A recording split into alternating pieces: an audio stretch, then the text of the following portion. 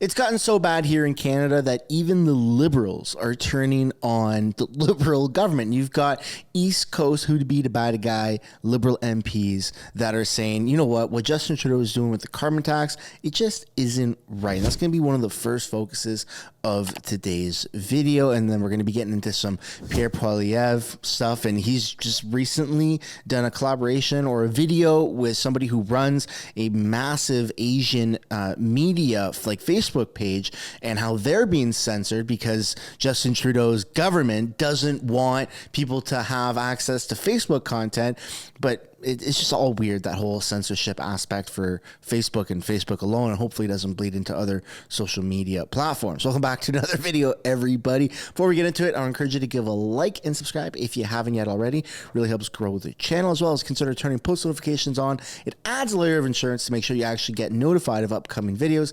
And just a friendly reminder that I did not see that coming. Stickers are still available down in the description or the pinned comment of this video. Without further ado, let's get into the video.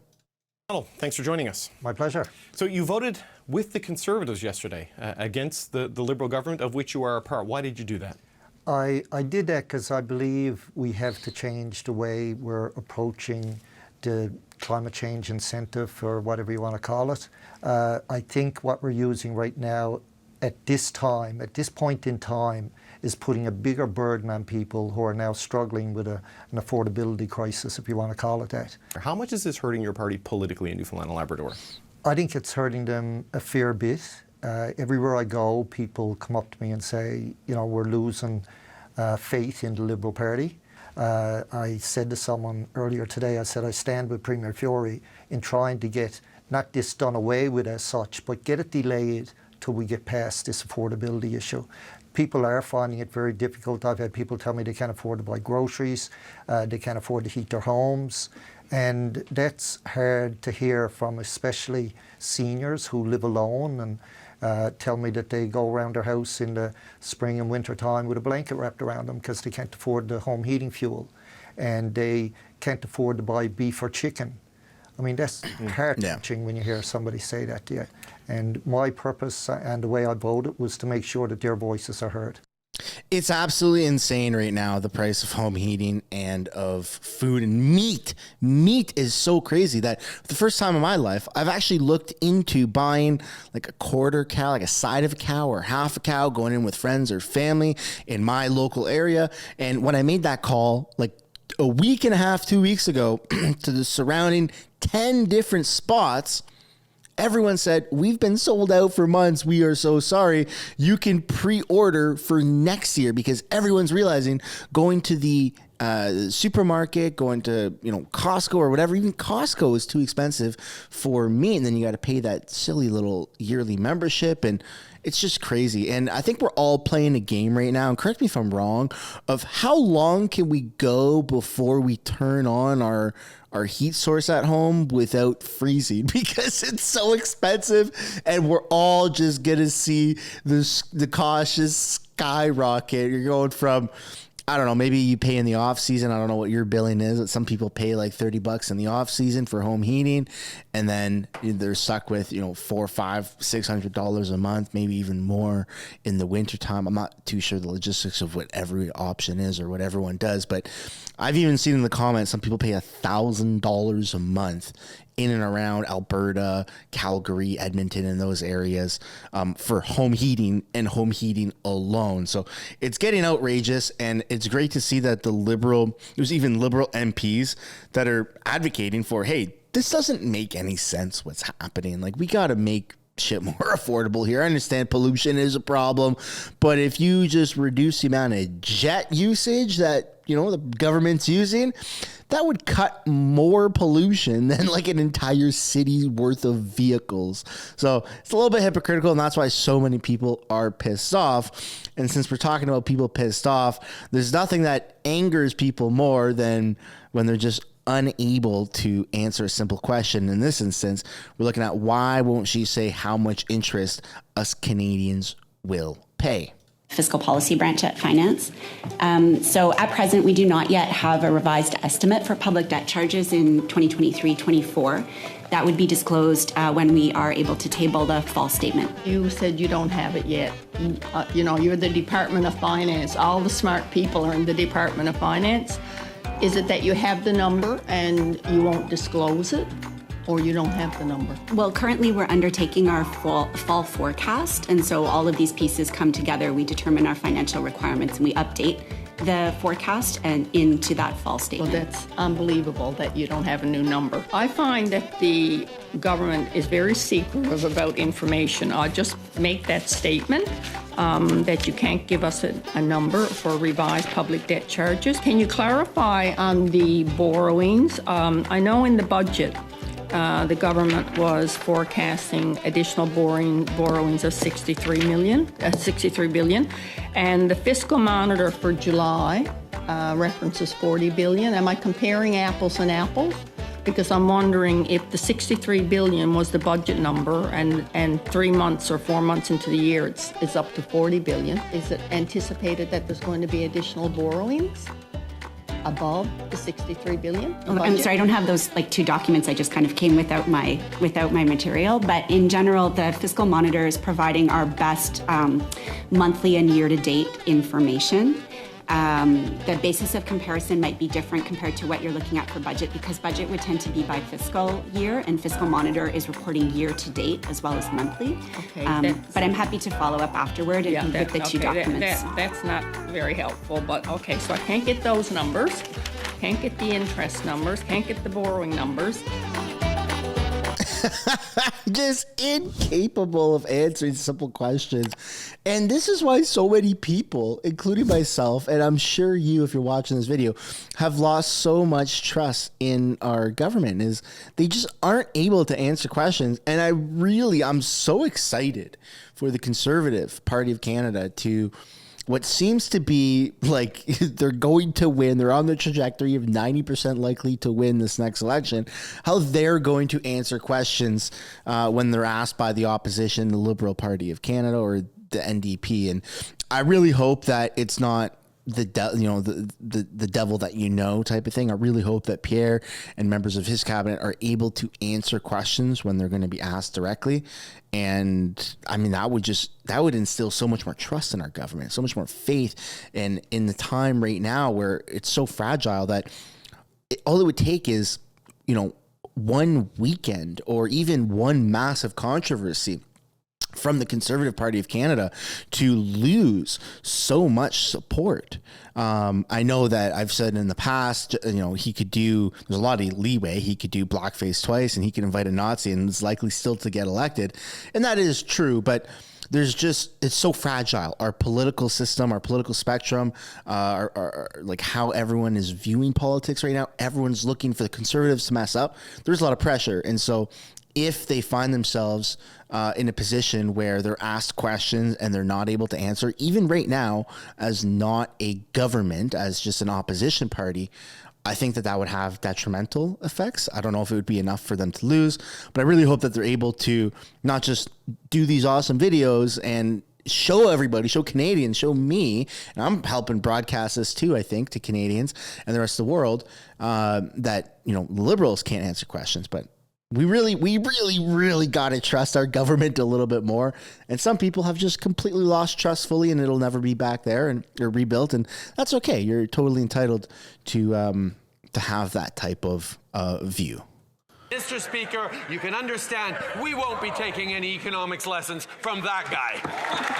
Because it's always about crypto. The Prime Minister should be taking economics lessons from everyone. Everyone.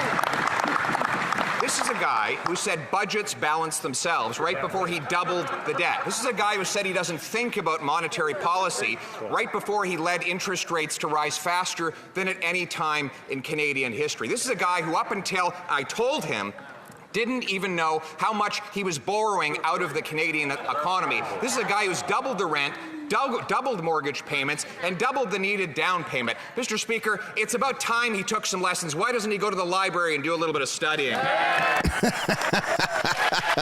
Or as the previous Speaker of the House said, who also happened to invite a Nazi, just Google it, Trudeau, Google it. And that would have helped them a lot with the Nazi controversy, which is kind of ironic. Now we're going to take a look at a video of Pierre interviewing a man who runs a digital company and who's completely censored by Justin Trudeau's dictator communist regime type of laws.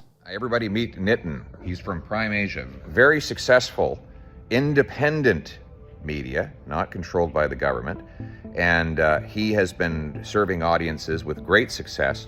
He has millions of viewers. Unfortunately, Trudeau's recent law, Bill C-18, has caused his content to vanish from the internet. Look at this, Nitin. This is your web page. Hello. Yes. This is our web page, and it's not about any single party or any. It's about the issues. So we talk about the issues. Anyone present member of parliaments, we are ready to discuss any issue. They are most welcome. As Mr. Polyev is here in our studio, we discuss about issues. How together we can make this country the great. It was great, it is great, but the issues Canadians are suffering today it's like shocking. Either it's mortgage payments or inflation or the crime rate, or we talk anything. So if I show this our page, because we lost so much of revenue, every day we are losing the revenue. Let me just point that out there. It says people in Canada can't see this content. That's his Facebook page. You can see 1.9 million followers, and Canadians cannot see the content. So supposedly a law that was designed to promote news, according to Justin Trudeau, has made this news outlet lose its ability to reach its customers. So all the people who were enjoying the content are prevented from getting it on Facebook after Justin Trudeau passed his bill C-18. And isn't this ironic?